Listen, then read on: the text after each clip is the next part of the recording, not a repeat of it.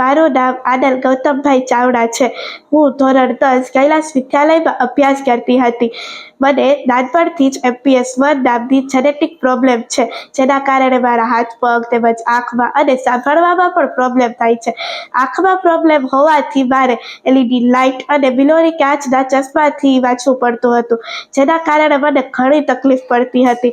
પરંતુ તેમ છતાં મારે ખૂબ જ સારું પરિણામ લઈ આવવું હતું. તેના માટે મેં મહેનત કરી અને મારા મમ્મી પપ્પાના સપોર્ટ તેમજ મારી સ્કૂલના સર્વે શિક્ષકોના ખૂબ જ સારા સપોર્ટથી આજે મેં મારી બોર્ડ એક્ઝામમાં SSમાં 96.51 PR હાંસલ કર્યા છે. બોર્ડ એક્ઝામ બહુ હાર્ડ નથી તેમજ તેમાં ગભરાવાની જરૂર નથી.